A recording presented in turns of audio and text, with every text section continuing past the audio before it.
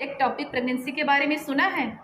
और अगर आपने सुना है तो आइए आज हम आपसे बात करते हैं कि एक टॉपिक प्रेगनेंसी क्या होती है। जब भी कोई महिला प्रेग्नेंट होती है तो उसके अंदर फर्टिलाइज्ड एग यानी कि भ्रूण गर्भाशय में जाकर चिपकता है, गर्भाशय की परत से जाकर चिपकता है। किंतु एक्टोपिक प्रेगनेंसी में जो भी फर्टिलाइज्ड एग होता है गर्भाशय की दीवार से न चिपककर गर्भाशय के बाहर, गर्भाशय की ग्रीवा से एब्डोमिनल कैविटी में या ट्यूब में जाकर चिपक जाता है। तो ऐसी कंडीशन में एक्टोपिक प्रेगनेंसी की समस्या हो जाती है। एक्टोपिक प्रेगनेंसी को ट्यूबल प्रेगनेंसी या फिर अस्थानिक गर्भावस्था के नाम से भी जानते हैं। यह एक स्वस्थ प्रेगनेंसी नहीं होती है। अगर हम इसके लक्षण के बारे में बात करें तो एक्टोपिक प्रेगनेंसी से ग्रसित महिला के अंदर एब्डोमिनल पेन की शिकायत बहुत ज़्यादा होती है। उसके अंदर बार बार ऐसा महसूस होता है कि उसका जो पेल्विक रीजन है यानी कि पेट का निचला हिस्सा है वो बहुत ऐंठन करता हुआ सा दुख रहा है। अगर ऐसा है तो एक्टोपिक प्रेगनेंसी के ये लक्षण हो सकते हैं। प्रेग्नेंट लेडीज़ को ब्लीडिंग की भी समस्या हो सकती है। ये ब्लीडिंग हल्की भी हो सकती है और बहुत ज़्यादा हो सकती है।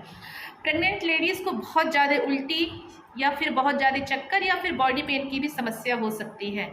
उसको अपने पेल्विक रीजन के दोनों तरफ एक चुभता हुआ सा दबाव या फिर भारीपन महसूस हो सकता है।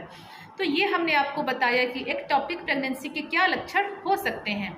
अगर हम बात करें कि एक्टोपिक प्रेगनेंसी के क्या क्या कारण होते हैं, तो जो सबसे पहला कारण होता है, जो भी लेडीज़ 35 की उम्र के बाद प्रेगनेंसी प्लान करती हैं उनके अंदर एक्टोपिक प्रेगनेंसी की समस्या हो सकती है। अगर आपको पीआईडी है यानी कि पेल्विक इन्फ्लामेटरी डिजीज है, आप यौन रोगों से संक्रमित हैं, तो आपके अंदर एक्टोपिक प्रेगनेंसी की समस्या हो सकती है। आपकी फैमिली हिस्ट्री है एक्टोपिक प्रेगनेंसी की, तो आपको भी एक्टोपिक प्रेगनेंसी हो सकती है। अगर आपको धूम्रपान, अल्कोहल या फिर टबैको की लत है तो ये भी एक कारण हो सकता है एक्टोपिक प्रेगनेंसी का।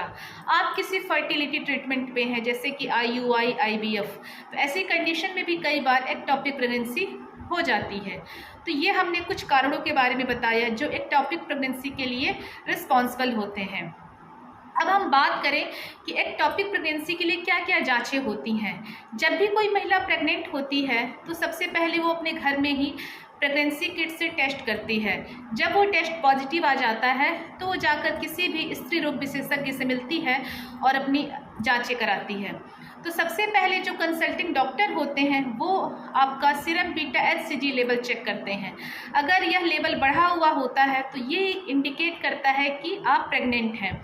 फिर दूसरी जो टेस्ट होता है वो हम करवाते हैं कि आपका सोनोग्राफी करवाया जाए, ये देखने के लिए कि जो आपका भ्रूण है वो गर्भाशय में है कि नहीं है।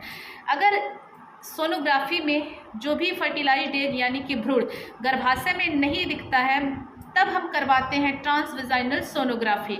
इससे ये कंफर्म हो जाता है कि जो फर्टिलाइज्ड एग है यानी कि भ्रूण है उसकी पोजीशन कहाँ है, ट्यूब में है, गर्भाशय की ग्रीवा में है या फिर एब्डोमिनल कैविटी में है। तो जो ये टेस्ट होते हैं ये हमें कंफर्म कर देते हैं कि हमें एक्टोपिक प्रेगनेंसी है या कि नहीं है। सीरम बीटा HCG टेस्ट आपके ब्लड के द्वारा होता है और ट्रांस एब्डोमिनल सोनोग्राफी आपके पेट के ऊपर से सोनोलॉजिस्ट करते हैं। अब हम बात करें कि इसके क्या क्या इलाज हो सकते हैं, तो इसका इलाज दो कारकों पर निर्भर होता है। पहला कि आपकी प्रेगनेंसी को कितना टाइम हुआ है और दूसरा कि आपके अंदर सीरम बीटा HCG का लेवल कितना है। सीरम बीटा HCG लेवल एक हार्मोन होता है जो कि प्रेगनेंसी के समय महिलाओं में ज़्यादा उत्पादन या इसका प्रोडक्शन ज़्यादा होता है।